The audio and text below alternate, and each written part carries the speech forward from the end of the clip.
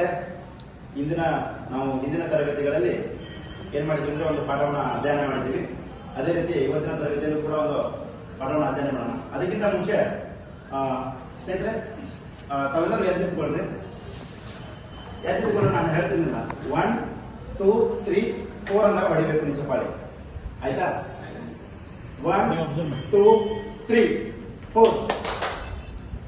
ಹಂಗಾದ್ರೆ ಎಲ್ಲರೂ ಆಕ್ಟಿವ್ ಆಗಿದ್ದಾರೆ ನಮ್ಮ ಕ್ಲಾಸಲ್ಲಿ ಅಂತ ಇನ್ನೊಮ್ಮೆ ನೋಡಿ. ಇನ್ನೊಮ್ಮೆ ನೀವು ಮಾಡ್ಬೇಕಾಗುತ್ತೆ ಮಕ್ಕಳೇ.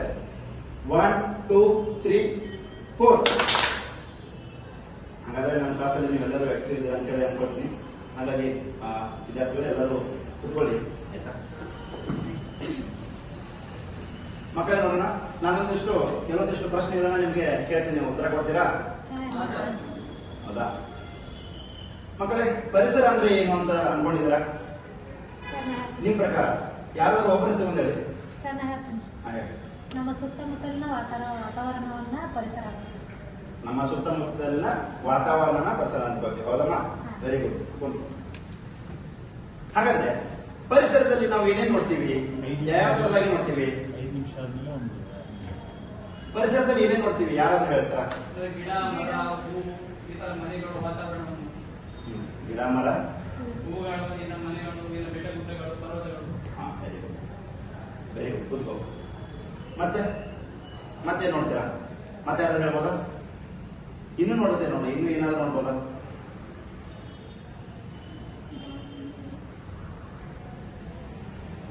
ಅಂದ್ರೆ ಪರಿಸರದಲ್ಲಿ ಒಟ್ಟಾರೆ ಜೀವ ಸಂಕುಲಗಳನ್ನು ನೋಡ್ತೀವಿ, ಅಜೀವಿ ಸಂಕುಲಗಳನ್ನು ಕೂಡ ನೋಡ್ತೀವಿ ಅಂತ ನೀವು ಹೇಳಿದ್ರೆ. ಆಯ್ತಾ?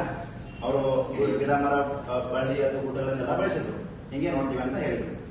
ಅದೇ ರೀತಿ ಮರಗಳು ನಮಗೆ ಎದಕ್ಕೆ ಉಪಯೋಗ ಆಗ್ತವೆ ಅಂದ್ರೆ? ಮರಗಳು ಎದಕ್ಕೆ ಉಪಯೋಗ ಆಗ್ತವೆ? ಮರಗಳು ಅಂದ್ರೆ ಈಗ ಯಾವ್ದಾದ್ರು ಮನೆ ಬಾಗಿ ಇರುವಂತಹ ನಮ್ಮ ಜೀವನ ಉಸಿರಾಡಲಿರುತ್ತೆ, ಪರಿಸರ ಸ್ವಚ್ಛ ವಾತಾವರಣ ಕೊಡೋದು, ಉಸಿರಾಟ ಗಾಳಿ ಕೊಡೋದು, ಮತ್ತೆ ಅಂದ್ರೆ ಇನ್ನಿತರ ಸಾಮಾನ್ಯ ಅಡುಗೆ ಇನ್ನಿತರ ಕೆಲಸ. ಮತ್ತೆ ವೆರಿ ಗುಡ್. ಮತ್ತೆ ಯಾರು ಹೇಳ್ಬೋದು? ಅವರೊಬ್ಬರೇ ಹೇಳ್ತಾರೆ, ಮತ್ತೆ ಯಾರು ಹೇಳ್ಬೋದು?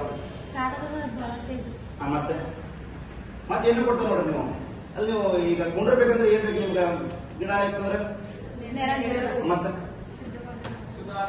ಮತ್ತೆ ಹಿಂಗೆ ಏನ್ ಮಾಡ್ತವೆ? ಗಿಡಗಳು ಮರಗಳು ನಮ್ಗೆ ಏನ್ ಮಾಡ್ತವೆ? ನೆರಳನ್ನು ಕೊಡ್ತವೆ, ಹೇಳಿದ್ರಲ್ಲ, ಬಳಸ್ಕೊಳ್ಳೋಕೆ ಕಟ್ಟಿಗೆಗಳಾಗ್ತವೆ, ಮತ್ತೆ ಏನು ಕಾಗದಗಳನ್ನು ಮಾಡೋದಕ್ಕೆ ಉಪಯೋಗ ಆಗ್ತವೆ ಅಂತ ಹೇಳಿದ್ರು. ಇದಕ್ಕೆಲ್ಲ ಏನಾಗ್ತದೆ? ಮರಗಳು ಉಪಯೋಗ ಆಗ್ತವೆ. ಇನ್ನು ನಾವು ಏನ್ ಮಾಡ್ತೀವಿ? ಗಿಡಗಳಲ್ಲಿ ಈ ಫಲ ಕೊಡುವ ಗಿಡಗಳನ್ನ ನೋಡ್ತೀವಿ, ಫಲ ಕೊಡದಿರ್ತಕ್ಕಂಥ ಗಿಡಗಳನ್ನ ನೋಡ್ತೀವಿ. ಫಲ ಕೊಡುವ ಗಿಡಗಳು ಅಂತಂದ್ರೆ ಏನು?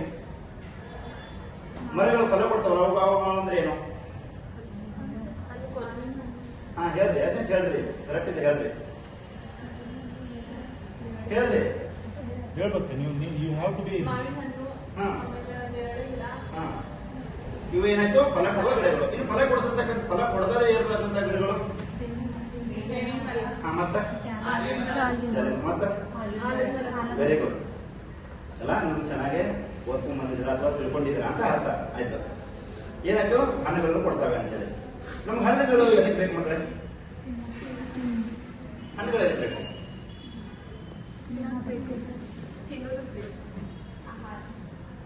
ಇದಕ್ಕೆ ಆಹಾರಕ್ಕೆ ಬೇಕು. ಹೌದಲ್ಲ?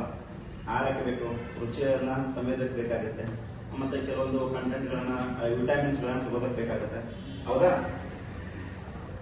ಮತ್ತೆ ಮಕ್ಕಳೇ, ಮತ್ತೆ ಇನ್ನೇನು ನಾವು ಪರಿಸರದಲ್ಲಿ ಮತ್ತೆ ನೋಡ್ತೀವಿ? ಈಗ ನೀವು ಬಳಸ್ಕೊಳ್ತೀರಿ ನೋಡ್ತೀನ, ನೀವಂತೂ ಪರ್ಟಿಕ್ಯುಲರ್ ಬಳಸ್ಕೊಳ್ತೀರಿ. ಏನ್ ಬೇಕು ನಿಮ್ಗೆ? ಏನಾದ್ರೂ ಹಬ್ಬ ಹರಿದಿದ್ರೆ ಬಳಸ್ಕೊಳ್ತೀರಿ.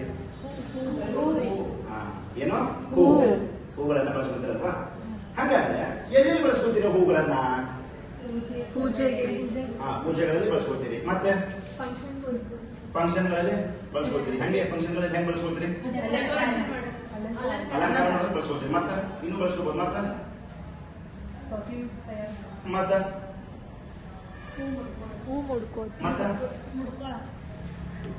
ಮತ್ತೆ ಈಗ ನಮ್ಮ ಪ್ರಿನ್ಸಿಪಾಲ್ ಸರ್ ಸ್ಟೇಜ್ ಮೇಲೆ ಕೂತಿರ್ತಾರೆ, ಅವಾಗ ಬಳಸ್ಕೊಳ್ತೀರಿ. ಮತ್ತೆ ಯಾವಾಗ ಬಳಸ್ಕೊಳ್ತೀರಿ?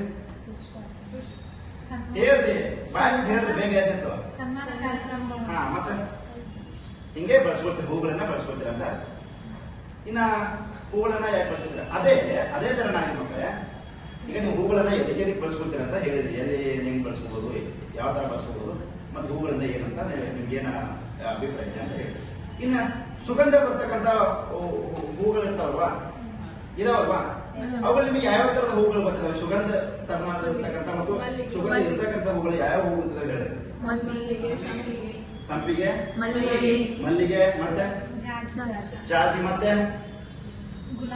ಗುಲಾಬಿ, ಮತ್ತೆ ಸೇವಂತಿ.